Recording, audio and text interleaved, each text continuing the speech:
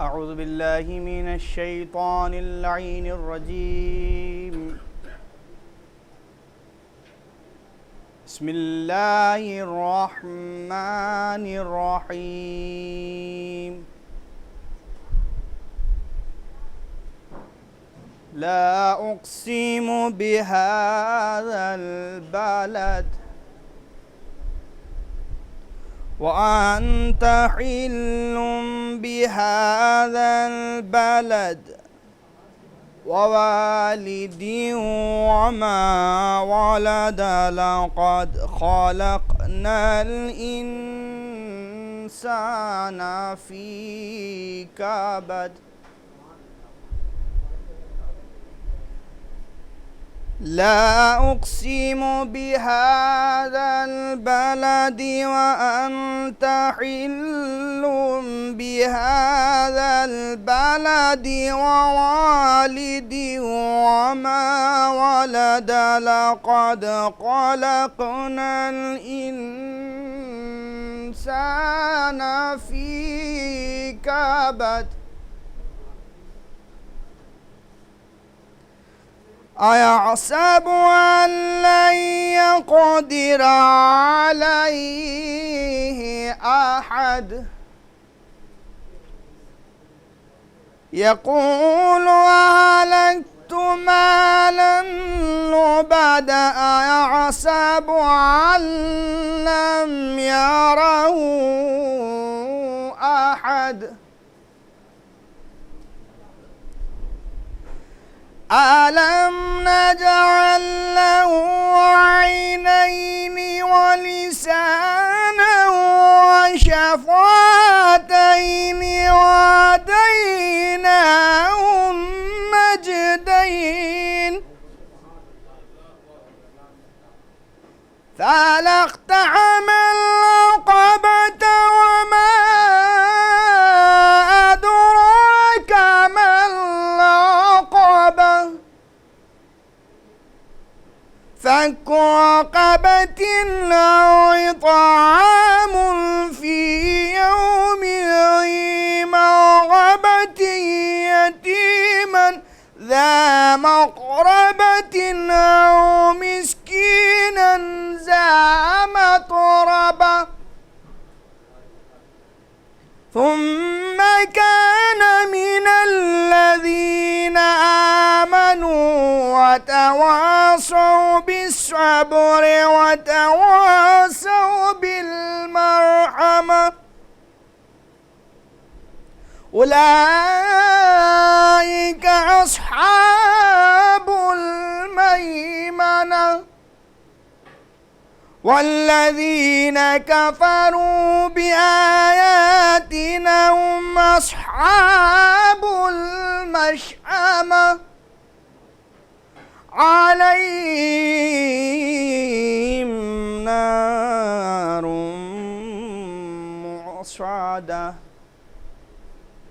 والذين كفروا بآياتنا هم أصحاب المشأمة عليهم نار مؤصدة صدق الله العلي العظيم وصدق رسول النبي الكريم وصدق مولانا أمير المؤمنين علي بن أبي طالب اللهم صل على محمد وآل محمد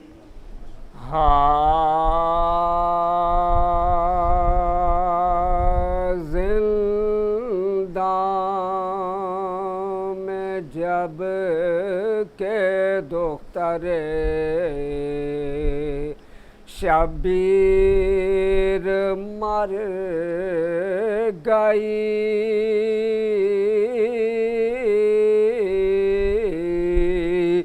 दुनिया से दफ़अतन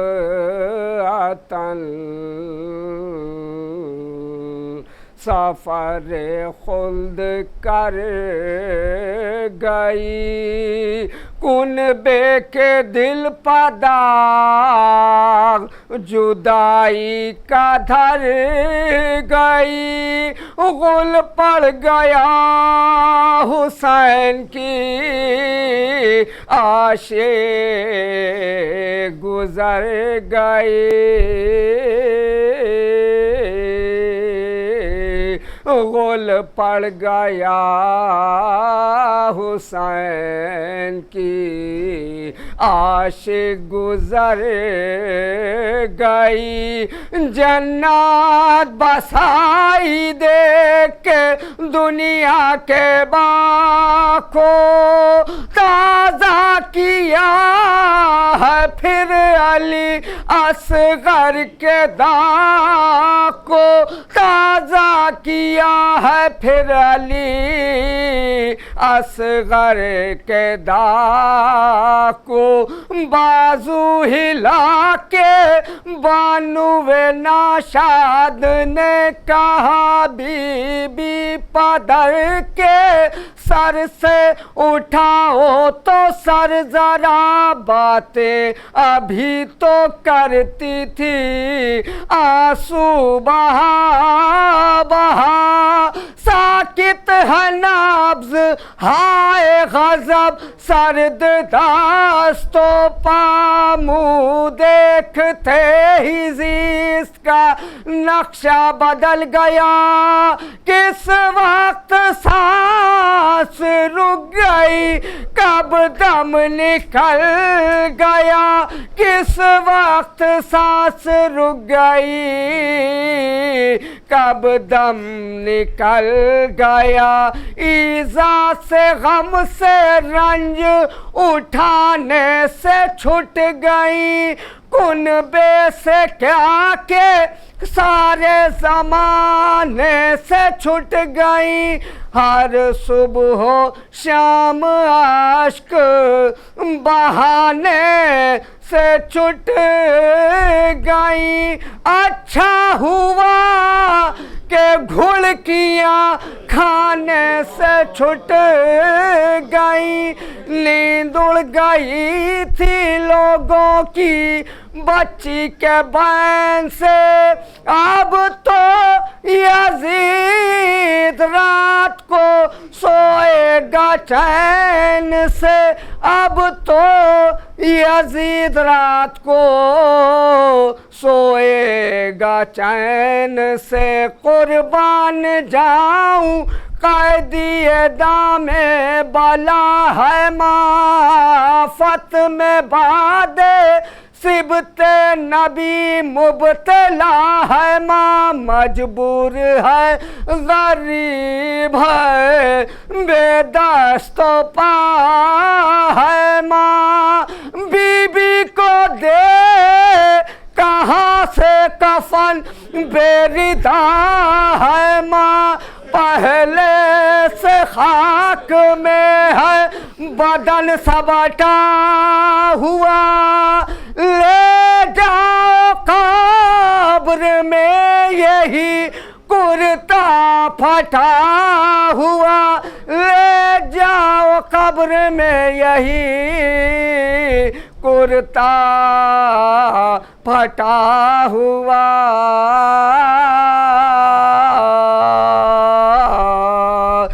जिंदा में जब के दोस्तरे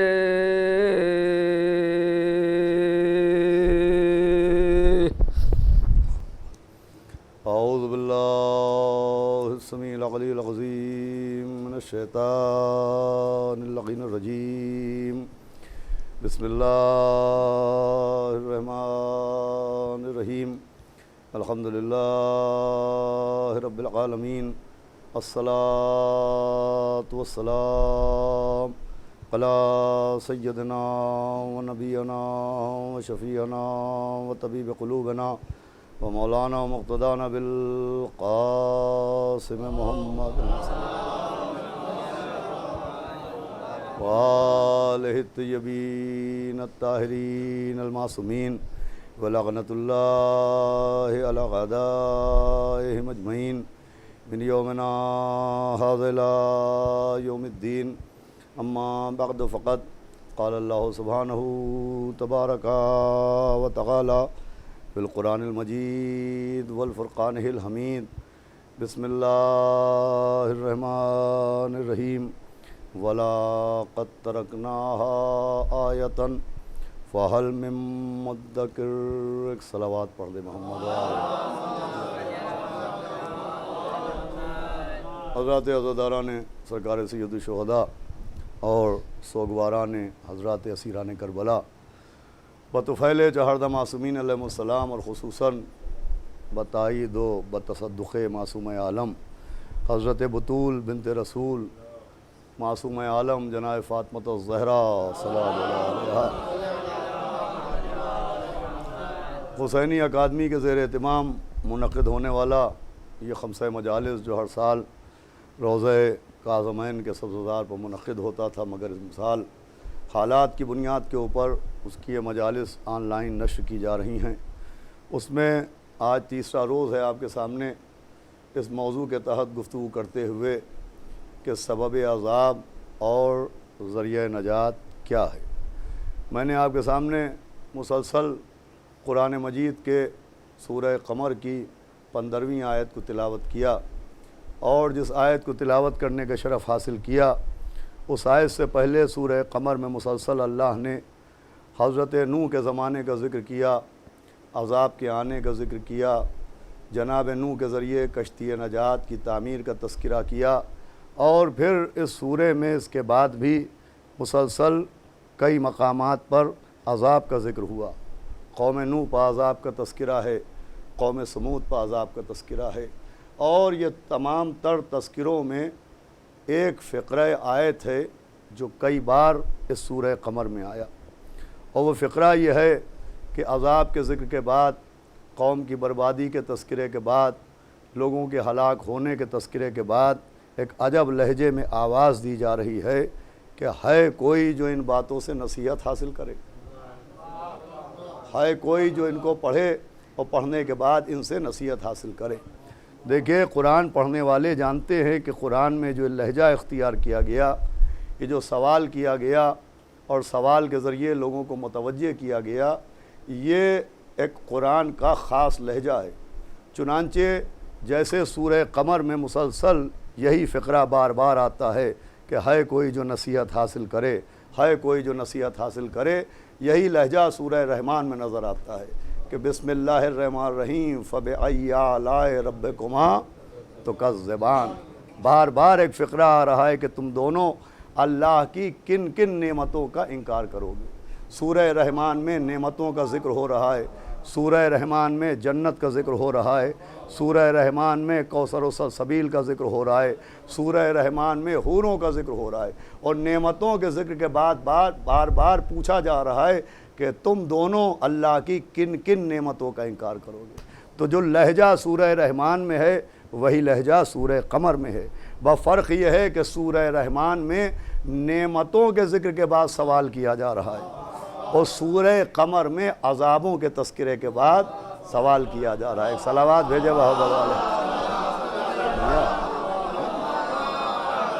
तो जो फरमाइएगा, सूरह क़मर में अज़ाब के ज़िक्र के बाद कहा जा रहा है कि है कोई जो नसीहत हासिल करे। एक पैगाम दिया जा रहा है कि जैसे सबबे नुज़ूल नेमात का समझना ज़रूरी है, वैसे ही सबबे आमदे अज़ाब का समझना भी ज़रूरी है।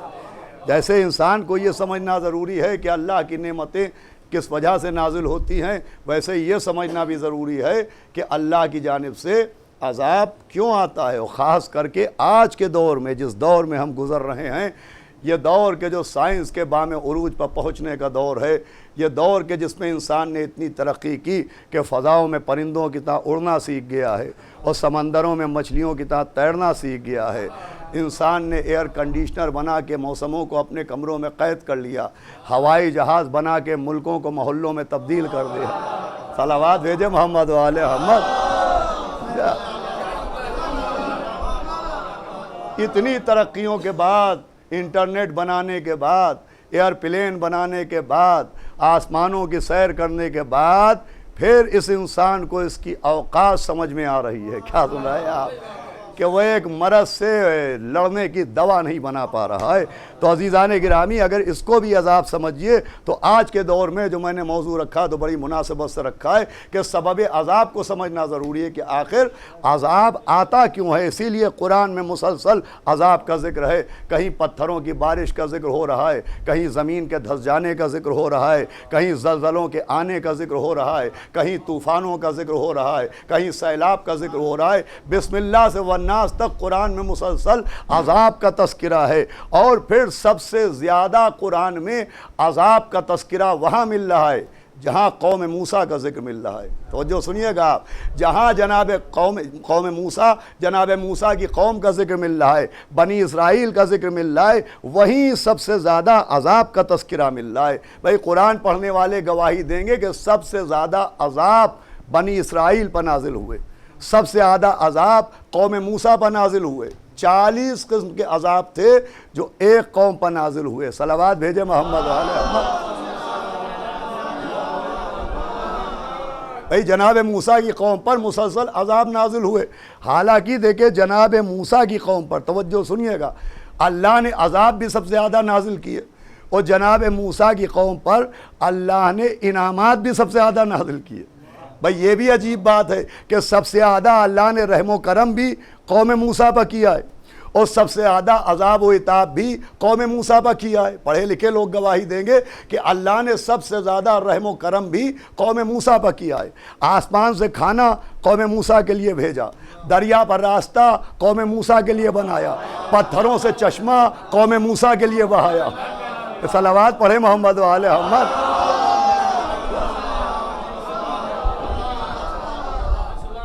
भाई तवज्जो फरमाइए, सबसे ज़्यादा अल्लाह ने इनामात कौम मूसा पर नाजिल किए कि मन्नो सलवा नाजिल होता था, आसमान से खाना आ रहा है, पत्थरों से चश्मा निकल रहा है, दरियाओं पर रास्ता बन रहा है।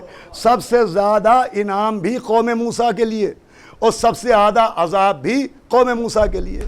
तो अब सबब अज़ाब क्या है, बस मौजू तक आ रहा हूँ। सबब अज़ाब क्या है कौम मूसा जिस पर अल्लाह ने इतना रहम किया, इतना करम किया, फिर उसी कौम पे इतने अज़ाब क्यों नाजिल किए।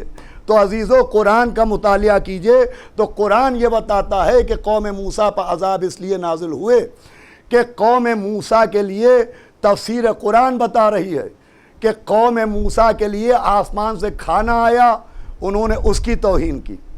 कौम मूसा के लिए बाब हित्ता बनाया गया, उन्होंने उसकी तौहीन की।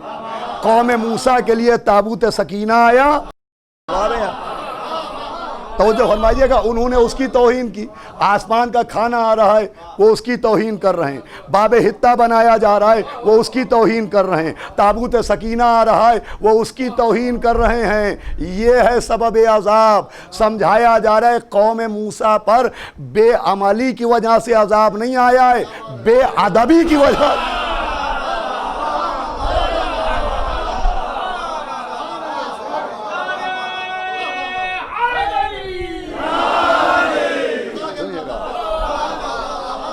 बड़ा अहम मौजू है।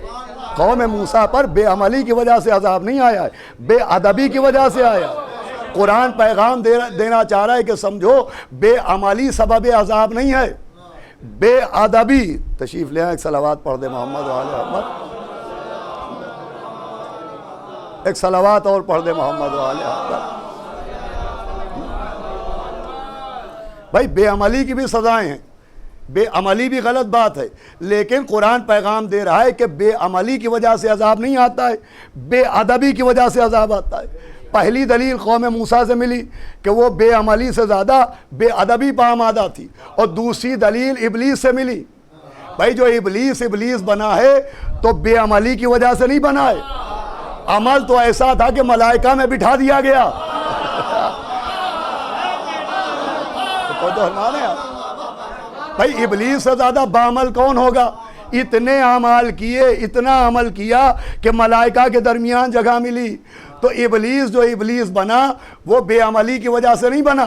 भाई अमल का तो उसे बड़ा शौक था, उसने बेअदबी की। जिसे अल्लाह ने दोनों हाथों से बनाया उससे बेअदबी की। उसे अमल का इतना शौक था कि तफसीर बता रही है कि जब हुक्म सजदा हुआ उसने इनकार किया तो अल्लाह की बारगाह में इमाम जाफर सादिक अलैहिस्सलातु वस्सलाम, तवज्जो फरमाइएगा, इमाम फरमाते हैं कि इबलीस ने तजवीज़ पेश की कि पालने वाले बस एक इस एहतराम आदम से मुझे माफ़ कर दे, ताज़ीम आदम अदब आदम से मुझे माफ़ कर दे, मैं तेरी इतनी इबादत करूँगा कि न मुझसे पहले किसी ने की होगी न मेरे बाद कोई करेगा। भाई खुल्लम खुल्ला वो अमल का ऐलान कर रहा है कि इतने अमल करूंगा कि न मुझसे पहले किसी ने अमल किए होंगे और न मेरे बाद कोई अमल करेगा। आवाज़ आई कि मुझे तेरे अमल की ज़रूरत नहीं है। अल्लाह ने समझाया कि मुझे अमल की ज़रूरत नहीं है, मैं जिसे बनाऊं उसके अदब की ज़रूरत। सलावत भेजा अहमद वाले अहमद। मैंने क्या खिदमत, अजाब का सबब सिर्फ बेअमली नहीं है, अजाब का सबब बेअदबी है। अल्लाह चाहता है अमल के साथ अदब भी रखो। अब अय्याम अज़ा आते हैं, मजलिसें होती हैं, मेंबर सजते हैं और मुबल्लिगीन किराम मेंबरों पर आते हैं और मेंबर पर आने के बाद अमल की तबलीग करते हैं कि साहब अमल कीजिए अमल कीजिए अमल कीजिए। लेकिन अगर आप गौर कीजिए तो ये तबलीग अमाल करने वाले तबलीग अमल की करते हैं, तौहीन मजलिस की करते हैं, तबलीग अमल की करते हैं, तौहीन तबर्रुक की करते हैं, तबलीग अमल की करते हैं, तौहीन फर्श अज़ा की करते हैं, तबलीग अमल की करते हैं, तौहीन मोजिज़ों की करते हैं। अरे खुद समझाने वाले नहीं समझ रहे हैं कि वो कौम को बाअमल नहीं बना रहे हैं, बेअदब बना रहे हैं। सलावत भेजो अहमद वाले अहमद।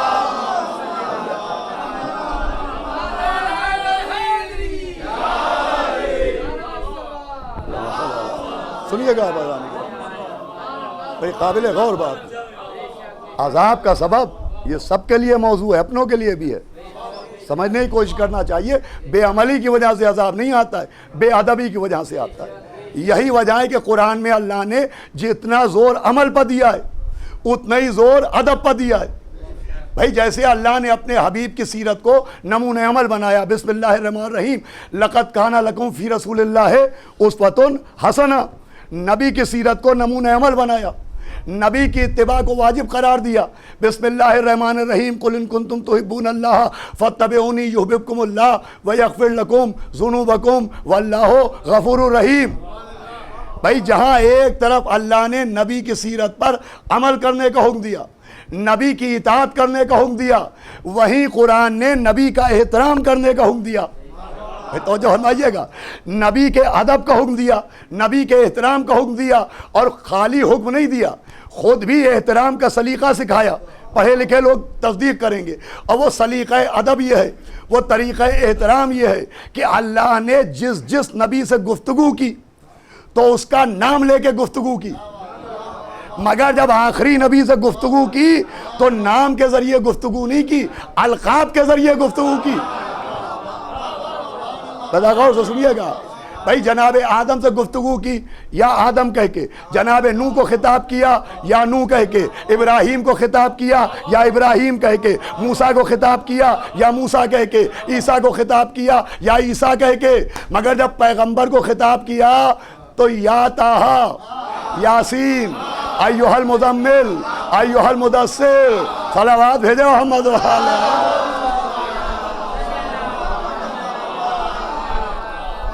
ये बड़ी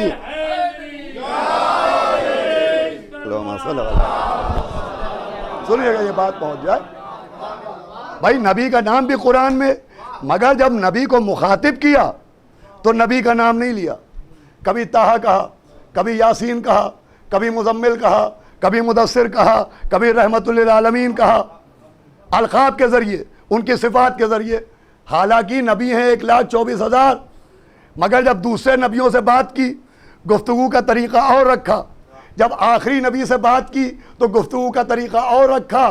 अब चाहे लोग जैसे सुनने वाले इस जुमले को समझें, भाई अल्लाह ने समझाया आदम भी नबी हैं मगर मोहम्मद जैसे नहीं हैं, नूह भी नबी हैं मगर मोहम्मद जैसे नहीं हैं, इब्राहीम भी नबी हैं मगर मोहम्मद जैसे नहीं हैं, मूसा भी नबी हैं मगर मोहम्मद जैसे नहीं हैं, ईसा भी नबी हैं मगर मोहम्मद जैसे नहीं हैं। कुरान समझा रहा है कि जब नबी मोहम्मद जैसे नहीं हैं तो वहाबी मोहम्मद।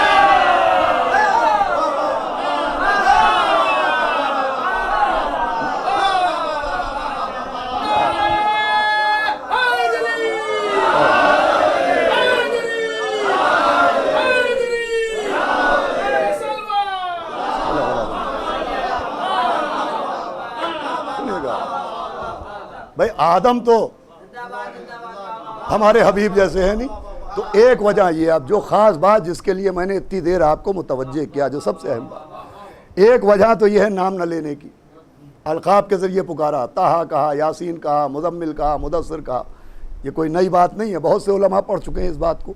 लेकिन अब जो मैं अर्ज़ करने जा रहा हूँ आपकी खिदमत में, वो ये है कि एक वजह यह है कि नाम नहीं लिया। नाम नहीं लिया, सिफत बयान की, नबी का नाम नहीं लिया। जब तखातुब है, जब मुखातिब किया, यूँ पैगंबर का नाम कुरान में है, लेकिन जब पैगंबर को मुखातिब किया, खिताब किया, तो नाम लेके नहीं किया। वहाँ ताहा कहा, यासीन कहा, मुज़म्मिल कहा, मुदस्सिर कहा, अय्युह रसूल कहा, अय्युह नबी कहा, नाम नहीं लिया। इसलिए नाम नहीं लिया कि अल्लाह को मालूम है कि एक तबका नाम की ज़िद करेगा, गुमनाम होगा मगर नाम की ज़िद करेगा। वो ये ज़िद करेगा कि साहब कुरान में अहले बैत के नाम तो है ही नहीं, कुरान में अहले बैत के नाम तो है ही नहीं, हम उनको कैसे माने? भाई नाम तो है नहीं, हम इमाम मुबीन कैसे माने?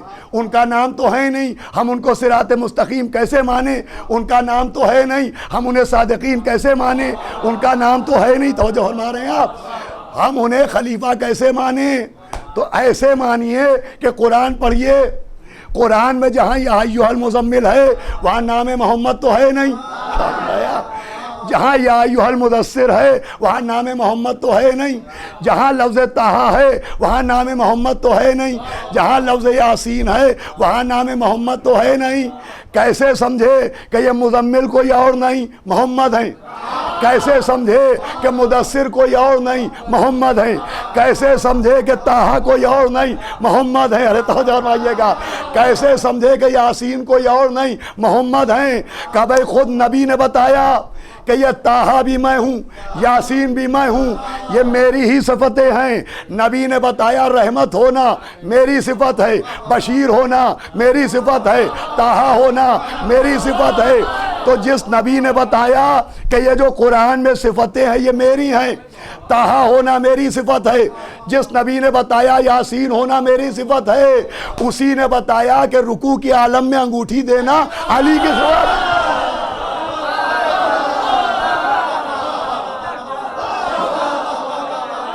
भाई जुमला अर्ज कर रहा हूं, उसी ने बताया आलम रुकू में अंगूठी देना अली की सिफत है, उसी ने बताया कि सोते सोते मर्जी खरीद लेना।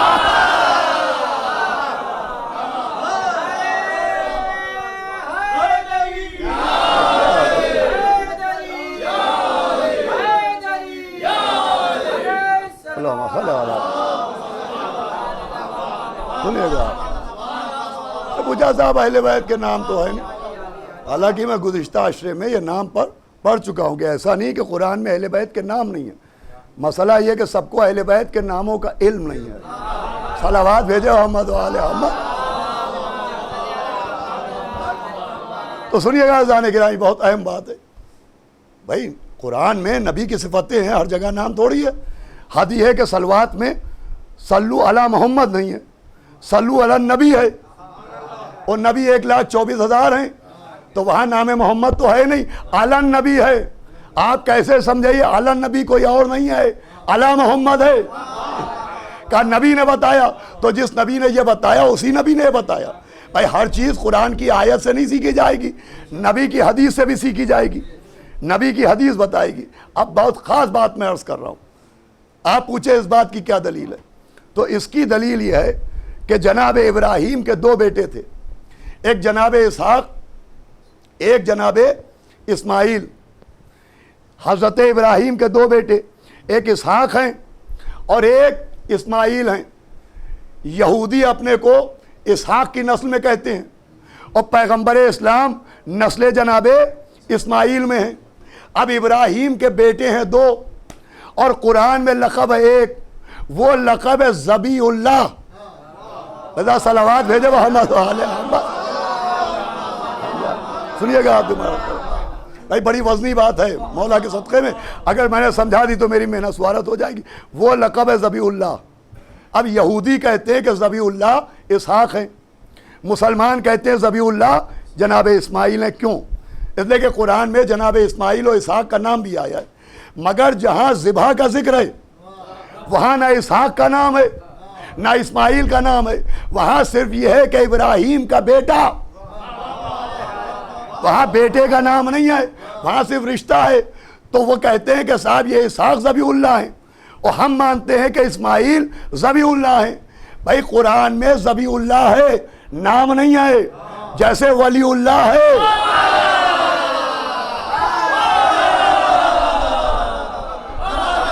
तो आइएगा, नाम नहीं है। एक और सुनिएगा, बहुत वजनी बात मैं अर्ज कर रहा हूँ आपकी खिदमत। जहाँ पर कुर्बानी का जिक्र है कि जनाब इब्राहिम ने बेटे के गले पर छुरी चलाई, तो वहाँ नाम नहीं है। यूँ कुरान में जनाब इसहाक़ का नाम भी है, इस्माइल का नाम भी है, मगर उस जगह जहाँ ये अमल हो रहा था, गले पर छुरी रखी थी, वहाँ ना इसहाक़ का नाम है ना इस्माइल का नाम है। यहूदी कहते हैं वो इसहाक़ थे जिनके गले पर छुरी चलाई, और मुसलमान मानते हैं कि वो जनाब इस्माइल थे। मुझे बताइए, कुरान में नाम तो है नहीं, इस्माइल को ज़बीउल्लाह क्यों मान लिया? आप हमसे पूछेंगे कि मौला अली का नाम तो है नहीं, वलीउल्लाह क्यों मान लिया? पहले आप बताइए इस्माइल को ज़बीउल्लाह क्यों मान लिया? भाई वहाँ नाम तो है नहीं, उनको ज़बीउल्लाह क्यों माना?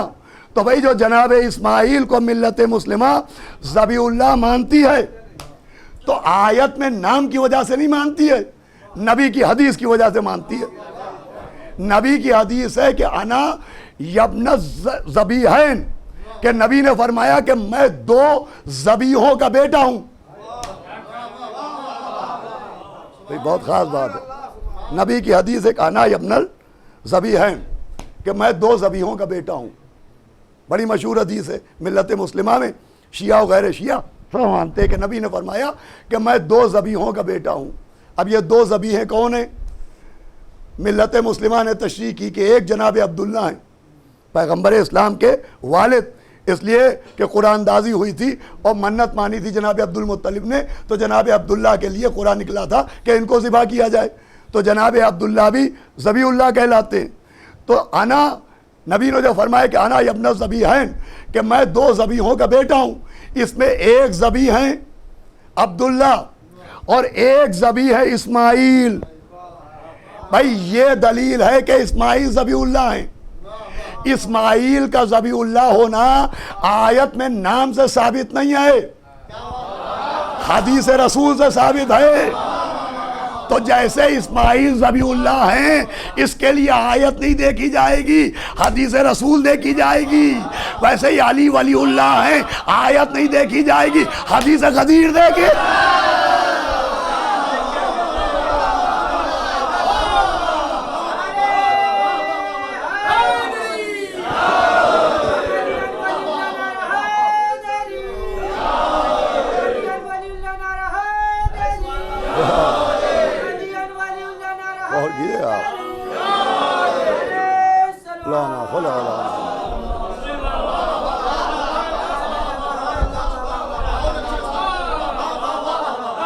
देखिए नाम का जो कन्फ्यूजन था, नाम तो है नहीं, नाम तो है नहीं, नाम तो है नहीं।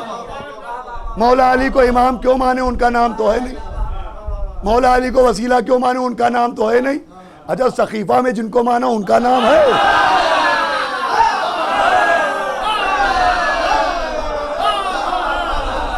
सलावात भेजो मोहम्मद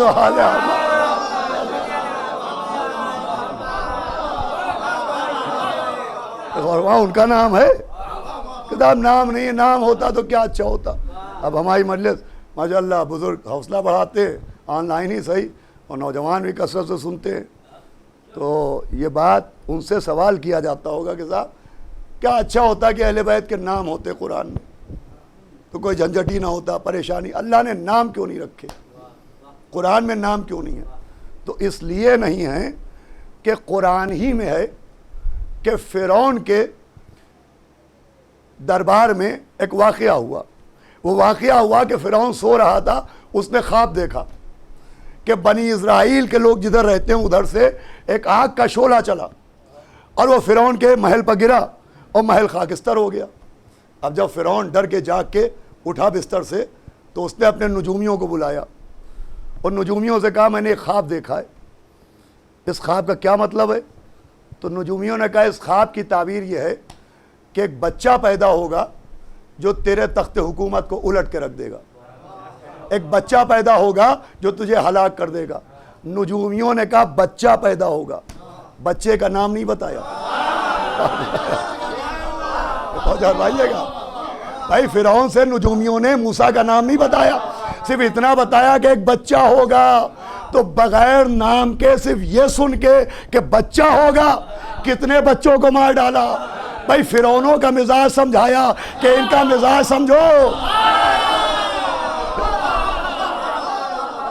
अरे जब ये नाम जाने बगैर इतना जुल्म करते हैं तो अगर नाम बता दिया तो कितना खला दे दे हम।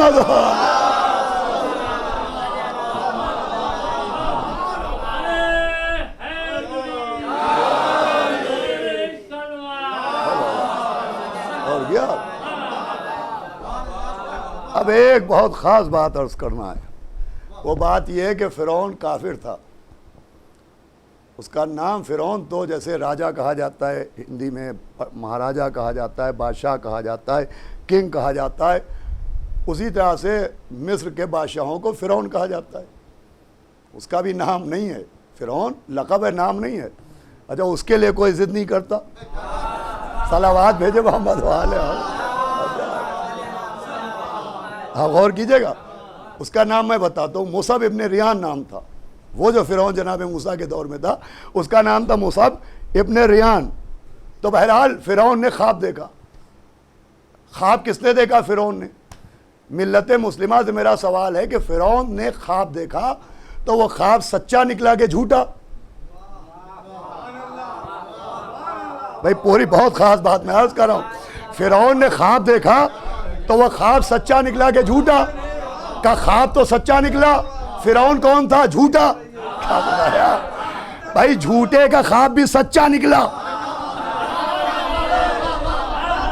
भाई अहम बात मैं अर्ज़ करो, ख्वाब देखने वाला झूठा था, काफिर था, मगर ख्वाब निकला सच्चा। क्यों? का इसलिए कि ख्वाब का ताल्लुक एक मासूम से था। इसका मतलब जिन ख्वाबों का ताल्लुक मासूम से हो, अगर झूठा भी देखे तो सच्चे निकलते हैं। भैया सलावात भेजे मोहम्मद वाले।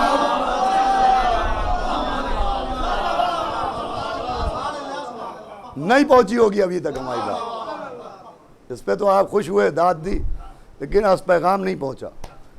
भाई जिस ख्वाब का ताल्लुक जनाब मूसा से था वो झूठे ने भी देखा तो सच्चा निकला, और फ़िरौन ने उस ख्वाब को सच्चा समझा। अब एक तबका है जो अज़ादारी पर एतराज़ करता है, कहता अब क्या आप लोग अज़ादारी करते हैं? ख्वाब देखा, अलम सजा लिया, ख्वाब में झूला देखा, झूला उठा लिया, ख्वाब में मजलिस देखी, मजलिस कर ली। अरे ख्वाब की क्या अहमियत है? अफसोस फ़िरौन की समझ में आ गया।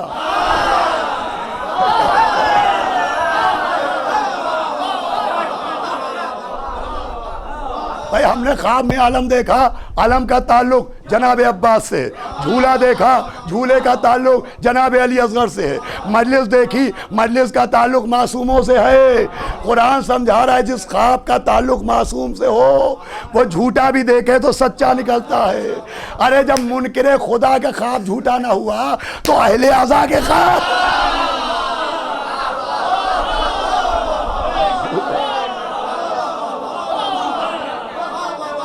एक सलावात भेजे मोहम्मद वाले। हम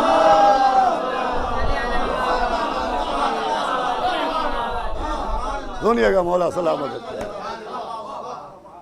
भाई ख्वाब देखने वाला झूठा था, मगर शान मासूम यह है कि चूंकि मासूम के सिलसिले का ख्वाब था लिहाजा वो सच्चा निकला। खुद पैगंबर की हदीस है कि अगर ख्वाब में किसी ने मुझको देखा तो मुझ ही को देखा।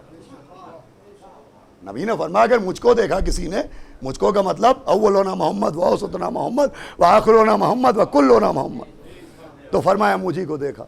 ये होती है शान मासूम। देखिए बात आ गई है, बहुत ख़ास बातें, 2 मंजिलें रह गई हैं और मजलिस तमाम हो जाएगी। पहली मंजिल ये है कि ख्वाब देखने वाला था झूठा मगर ख्वाब सच्चा निकला। ये मासूम की शान होती है। जनाब यूसुफ ख्वाब की ताबीरों के सबसे बड़े आलिम गुजरे। अल्लाह ने जनाब यूसुफ को ख्वाबों की ताबीरों का इल्म दिया। कुरान ऐलान कर रहा है जब वो ज़िंदान में थे, कैद खाने में थे, तो एक कैदी ने कहा कि यूसुफ मैंने ख्वाब देखा है कि मेरे सर के ऊपर एक कश्ती है और कश्ती में रोटियां हैं और बहुत से परिंदे उन रोटियों के टुकड़े उठा उठा के लिए जा रहे हैं। जनाब यूसुफ ने कहा इस ख्वाब की ताबीर ये है कि तुझ पर बादशाह का इताब नाजिल होगा और तेरा सर फूटेगा, भेजा निकलेगा और परिंदे तेरे आएंगे। तो जब जनाब यूसुफ ने ख्वाब की ताबीर सुनाई तो कैदी ने कहा लगाया, कहा मैंने कोई ख्वाब तो देखा ही नहीं, मैंने यूं ही आपसे कह दिया, मैंने तो झूठ कहा था। यूसुफ ने कहा तूने जो कहा है वो झूठ है, लेकिन मैं जो कह रहा हूं वो झूठ नहीं।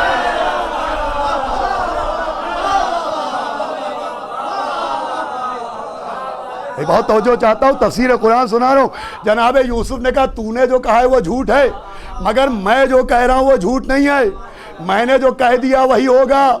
इसका मतलब शान मासूम यह है कि अगर मासूम की बारगाह में कोई झूठ बोले तो झूठे के झूठ का असर नहीं होता है, मासूम की जबान का असर होता है। भाई बड़ी नाजुक सी बात और बहुत अहम बात अर्ज कर रहा हूं। अगर मासूम के सामने कोई झूठ बोले तो झूठे के झूठ का असर जाहिर नहीं होता, मासूम की जबान का असर जाहिर होता है। अब समझ में आया कि मदीने में कुछ झूठे एक जिंदा को मुर्दा बना के लाए।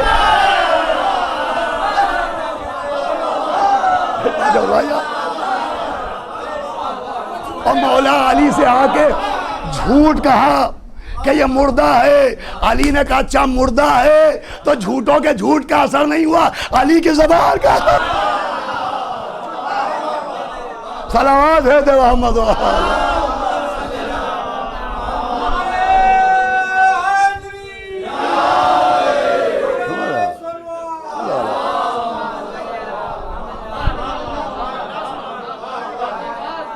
भाई दुनिया समझती नहीं, इरफान अहले बैती नहीं दुनिया को। अरे मासूम जो कहते वो होके रहता। वो कह दिया मैं नमाज जनाजा पढ़ा दूं, तो जब जनाजा कह दिया तो जनाजा हो गया। सलावात भेजे मोहम्मद। देखिए मौला के सदक़े में मैं कुरान से दलील लेता हूँ। आखिरी बात और सुन ले। बात क्या चल रही थी कि अजाब का सबब क्या होता है? बेअमली नहीं, बेअदबी। इसीलिए अल्लाह कुरान में अमल के साथ साथ अदब का दर्ज दे रहा है कि खाली नबी की पैरवी न करना, इताअत न करना, सिर्फ अमल न करना, अदब भी करना। इतना अदब, बस आखिरी बात है और समझने की बात है, इतना एहतराम नबी सिखाया जा रहा है, इतना अदब सिखाया जा रहा है कि सूरह नूर में हुक्म दिया जा रहा है कि मेरे नबी इन लोगों से कहिए कि ये आपका नाम वैसे न लिया करें जैसे एक दूसरे के नाम लेते हैं। हुक्म हो रहा है कि इनसे जो मदीने में आपके असहाब हैं इनसे कहिए कि आपका नाम वैसे न लिया करें जैसे एक दूसरे के नाम लेते हैं। कुरान अदब मासूम सिखा रहा है कि नाम में भी फ़र्क रखना। जब गुनाहगार का नाम लेना तो तरीक़ा और हो, जब मासूम का नाम आए तो तरीक़ा और हो। भाई एक बहुत अहम मौजू है और एक अहम मसला है, अगर तवज्जो की तो उसका हल निकल आएगा। ये कुरान का फ़ैसला है कि जब मासूम का नाम लेना तो तरीक़ा और रहे, जब गुनाहगार का नाम लेना तो तरीक़ा और रहे। आप समझे हम मासूमों को अलैहिस्सलाम क्यों कहते हैं, रज़ी अल्लाह क्यों नहीं कहते? अरे कुरान ने समझाया है कि रज़ी अल्लाह और है, अलैहिस्सलाम। सलावत भेजो मोहम्मद।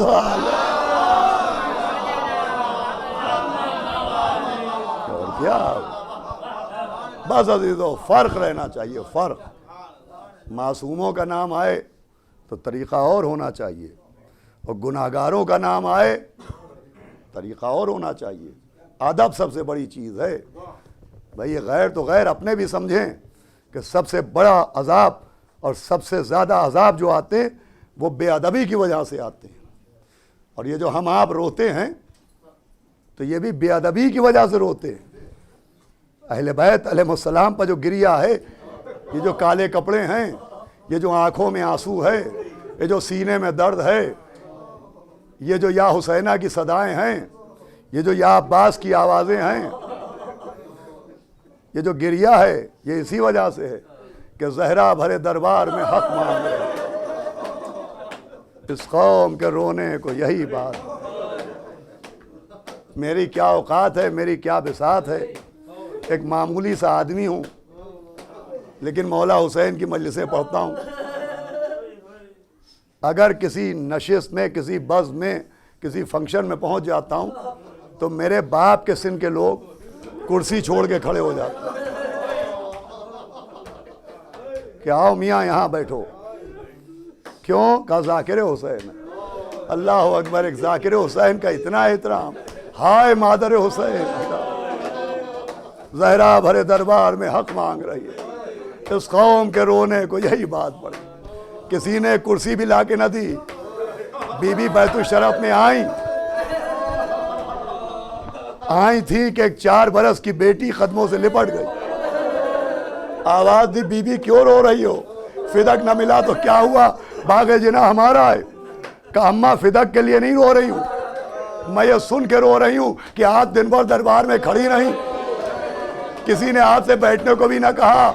आवाज़ दी होगी कि बीबी हम दिन भर दरबार में खड़े थे मगर हमारे सर पर चादर तो थी, हमारे साथ हमारा शेर जैसा शौहर तो था, मगर ए ज़ैनब जब आप दरबारों में जाइएगा तो सर पर चादर नहीं होगी, भाई का कटा सर नो के नज़ाबा होगा।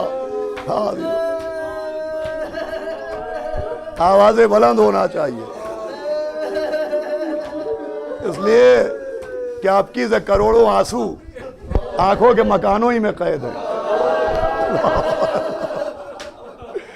या अब्दुल्लाह, क्या क्या हसरतें थी, क्या क्या तमन्नाएं, लेकिन बहरहाल मजलिसें हो रही हैं।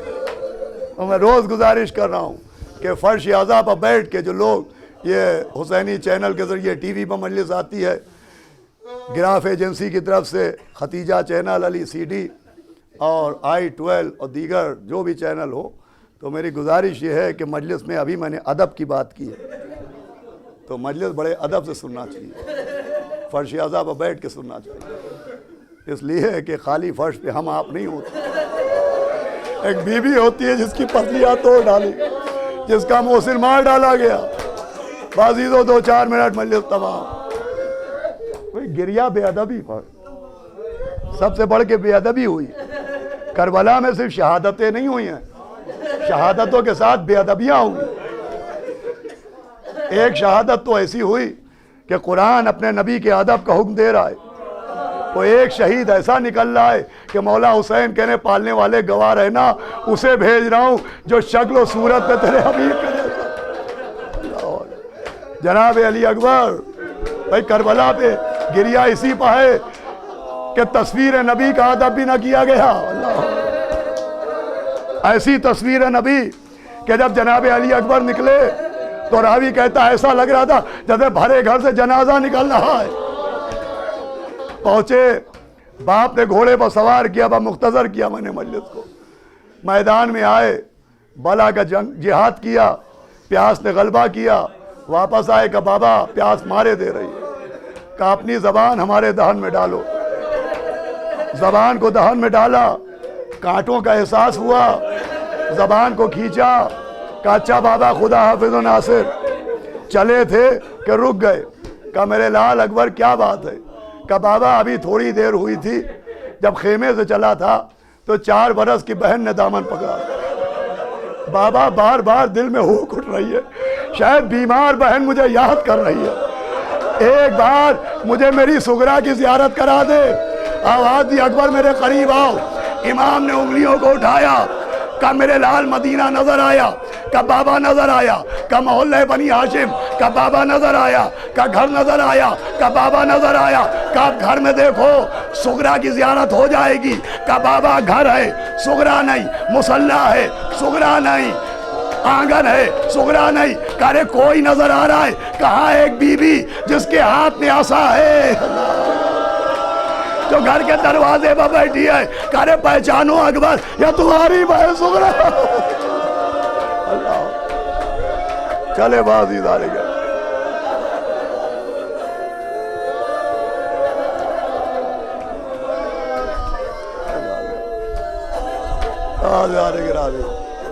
मैं जब रोज़े काज़मैन में मजलिस होती थी इंशाअल्लाह बस हमने बीबी सैयदा यूँ हमने कभी ज़िंदगी नहीं मांगी, लेकिन इस बार 1 साल की ज़िंदगी, अरे न जाने कितनी हसरतें हमारे दिल में घुटी। हाजी की तारीख होती थी, हम रोज़े काज़मैन में शहजादे अकबर के मसाइब रोए, जनाब अली अकबर के मसाइब पढ़े, हमारे बशीरुल मियाँ और हमारे दानिश मियाँ बैठे हैं, जहाँ हमने अशरा पढ़ा वहाँ पढ़ा, लेकिन अजीज़ों दिल नहीं भर रहा है। अब सुने अज़ान गिरामी मल्लिक तबाह हुए, जनाब अली अकबर गए, सीने में बर्छी लगी, बाबा को सलाम किया, मीर अनीस अल्लाहु मकामा ने नक्शा खींचा कि जैसे ही बेटे की आवाज़ आई, सुनकर ये इस्तिगास है फर्जंद खुश खिसाल, सैयद ने आह की के हिला अर्श ज़ुल्जलाल, खोले जनाब फातिमा की बेटियों ने बाल, अरे बानो पुकारी खैर तो है अली के लाल, अरे किसके पिसर से कौन सी मादर बिछड़ गई, साहब बताओ क्या मेरी गोदी हो जाए।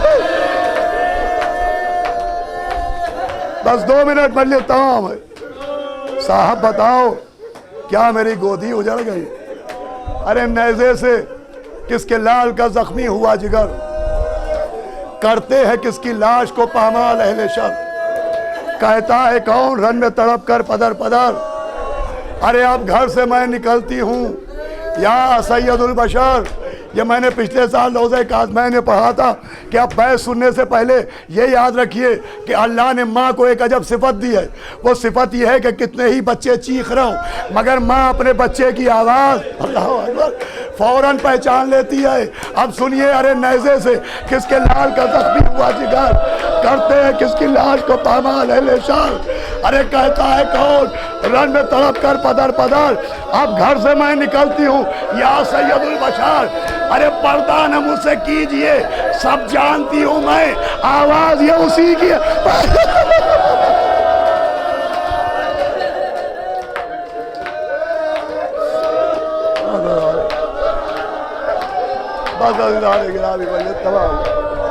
आवाज ये उसी की है, पहचानती हूँ मैं, बानों को कसम दे के चले शाह किरदगार, वो धूप और वो प्यास, वो सदमे, वो इस्तरार, दिल था उलट पलट के कलेजा था बेकरार, अरे उठते थे और जमीन पर गिरते थे,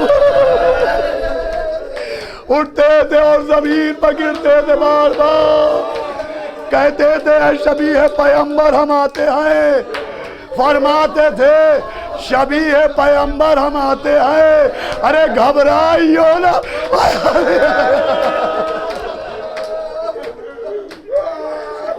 घबराइयो ना, अरे अली अकबर हम आते। जनाब मुख्तार ने हमीद से पूछा कि हमीद करबला में कभी तुझे भी रोना आया?